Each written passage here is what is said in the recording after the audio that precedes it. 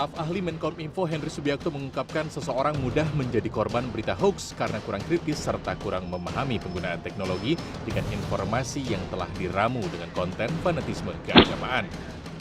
Ketika masyarakat tidak melakukan klarifikasi ulang dan menerimanya mentah-mentah, maka pengaruh berita bohong atau hoax bisa sangat kuat. Assalamualaikum warahmatullahi wabarakatuh. Mendengar kata hoax sudah tidak asing lagi di telinga kita. Berita yang tidak diketahui sumbernya menyebabkan banyak kerugian. Atau bahkan secara tidak sadar, kita sendirilah yang menyebarkan hoax itu sendiri. Disinilah kami, kelompok kami, akan membahas isu mengenai hoax dari berbagai sumber. Inilah reporter kami di lapangan.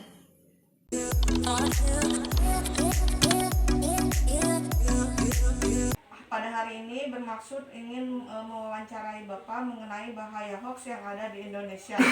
Sebelumnya, tolong perkenalkan diri dulu, Pak. Nama Mahendra.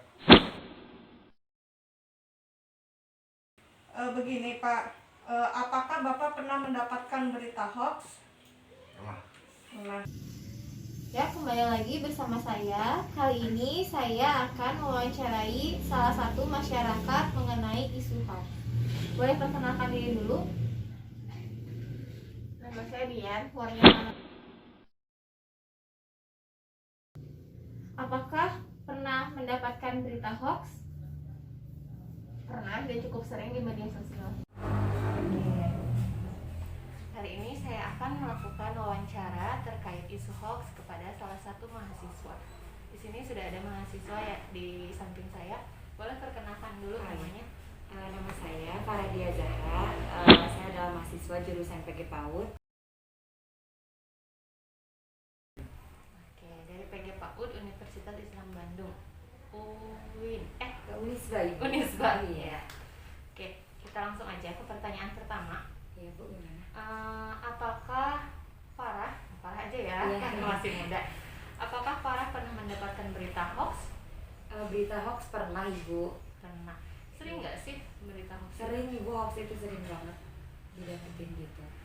Termasuk Farah yang seorang mahasiswa juga sering mendapatkan berita hoax Iya ya? betul. Iya.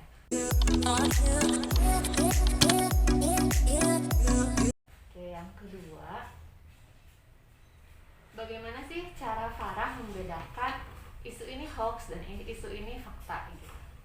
Mungkin bisa dilihat dari judulnya ya Bu. Dari judul ada berita misalnya gitu ya, kita bisa melihat gitu. Mungkin kalau judulnya terlalu memprovokasi gitu ya, kita patut curiga dan mencari gitu di internet terkait hal tersebut lebih lanjut.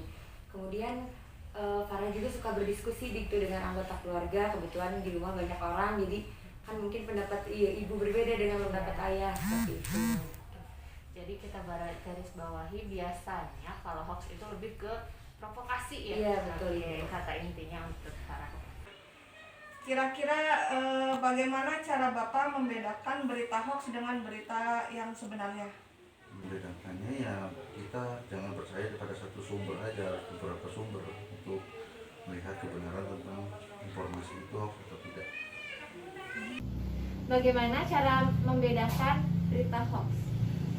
Kalau saya sih tidak hanya membaca satu sumber berita saja, jadi membandingkan berita dari beberapa sumber.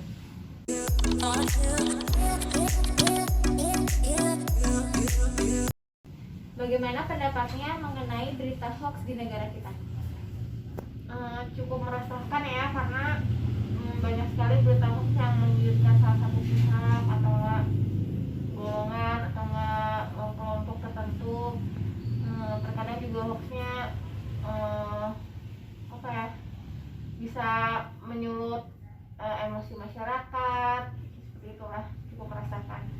Oke, yang ketiga, bagaimana sih persebaran berita hoax di negara kita menurut Farah? Persebarannya itu sering sekali Ibu, dan juga banyak gitu masyarakat tuh mudah percaya dengan berita-berita hoax gitu, miris melihatnya Ibu. Jadi udah banyak banget gitu kalau di negara kita hoax itu terlalu bertebaran. Iya gitu, betul, gitu bertebaran ya. Ibu. Oke. Bagaimana pendapat Bapak tentang persebaran hoax yang ada di Indonesia saat ini? Mungkin kalau persebarannya sekarang sering muncul ya berita-berita hoax, yang itu sebenarnya sangat bisa dibilang merugikan masyarakat Indonesia. Baik.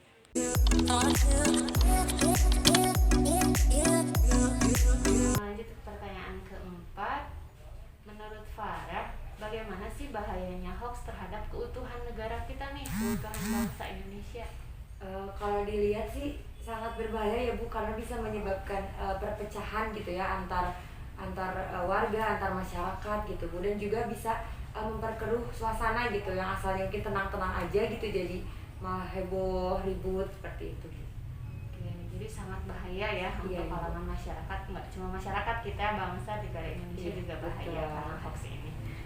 Bagaimana pendapatnya mengenai bahaya hoax terhadap kesatuan bangsa dan negara?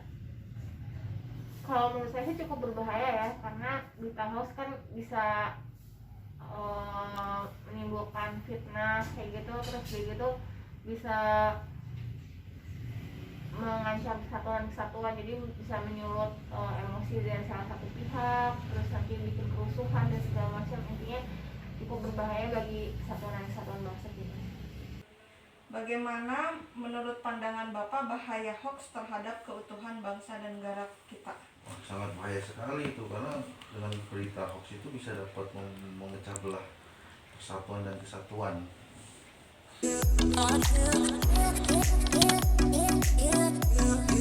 Bagaimana peran aksi terhadap penyebaran isu hoax, penyadaran masyarakat?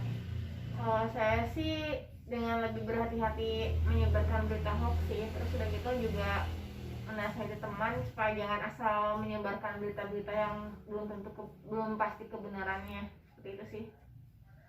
Oke, yang kelima nih, sebagai mahasiswa, peran aksi apa sih yang Farah lakukan terhadap isu hoax agar masyarakat itu sadar kalau ini tuh hoax Bu, kalau yang ini bukan gitu. Caranya gimana sih kalau mahasiswa? Mungkin kalau Farah pribadi itu misalnya ada teman atau keluarga, saudara yang men-share berita yang menurut Farah itu hoax, Farah beri edukasi gitu bagaimana cara menelaah berita yang benar dan yang salah gitu, dan agar beritanya tidak tersebar luas gitu padahal kejelasan itu belum benar begitu gitu. Oke, jadi ketika ada seseorang yang menyebarkan berita hoax, kita beri edukasi gitu ya, diberikan edukasi. Baik. Bagaimana peran Bapak terhadap masyarakat untuk menyadarkan masyarakat mengenai bahaya hoax itu sendiri? Kalau kita sebagai ini, peran yang paling kita saling memberikan edukasi dan informasi, sering mengingatkan jangan terlalu percaya pada satu sumber saja. Jadi kalau kita mau informasi itu harus beberapa sumber gitu, biar kita tahu bahwa berita itu atau informasi itu hoax atau tidak. Nah, begitu. Oke, mungkin cukup sekian untuk wawancara kali ini. Terima kasih banyak Iya, ya Farah. Ibu, sama-sama. Kembali, semoga sehat selalu. Amin, Ibu, hatur nuhun. Baik, terima kasih untuk waktunya Bapak. Assalamualaikum warahmatullahi wabarakatuh. Terima kasih. Sekian. Nah, gimana teman-teman? Dari video kami tadi, ternyata dari ketiga narasumber kami tadi, ketiganya pernah mendapatkan berita hoax loh. Itu artinya berita hoax memang sudah menyebar di beberapa kalangan. Untuk dapat membedakan berita hoax atau tidak, kita dapat mencari informasi tidak hanya dari satu situs saja. Kita bisa mencari dengan membuka situs resmi atau situs pemerintahan. Jadi kita jangan malas-malas untuk mencari informasi yang lebih valid dan fakta. Penyebaran hoax dewasa ini memang cenderung sulit untuk dibendung, karena semakin lama semakin banyak menyebar. Itu dikarenakan adanya salah satu oknum yang tidak bertanggung jawab menyebarkan berita yang tidak valid atau tidak sesuai fakta. Bisa karena memang tidak diketahui faktanya, atau bisa jadi oknum ini malas mencari fakta yang lain.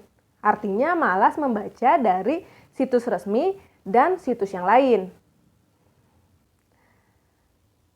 Penyebaran hoax ini dapat membahayakan bagi keutuhan dari bangsa Indonesia karena bisa memecah belah baik itu golongan ataupun suku dan ras dari bangsa Indonesia itu.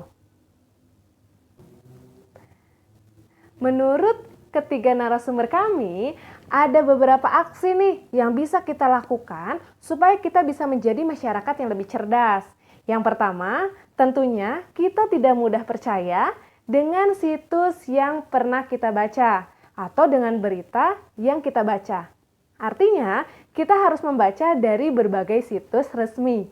Kemudian yang kedua, kita juga harus melihat tanggal berita itu ditayangkan. Jangan sampai tanggal yang sudah lampau diangkat kembali untuk menjadi isu di masa kini. Yang ketiga, kita bisa menjadi masyarakat yang tidak mudah menyebarkan berita yang tidak terpercaya. Menjadi contoh yang baik untuk tidak menjadi penyebar hoax. Nah, untuk yang selanjutnya nih tipsnya, kita bisa menjadi masyarakat yang mengedukasi teman atau keluarga kerabat terdekat kita. Jadi, tidak semakin banyak oknum yang menjadi penyebar hoax. Demikian wawancara dari kelompok kami, kelompok 3 Angkatan 47 CPNS 2019. Semoga informasi ini bisa bermanfaat dan bisa mengurangi masyarakat yang menjadi penyebar hoax. Terima kasih atas perhatiannya. Wassalamualaikum warahmatullahi wabarakatuh.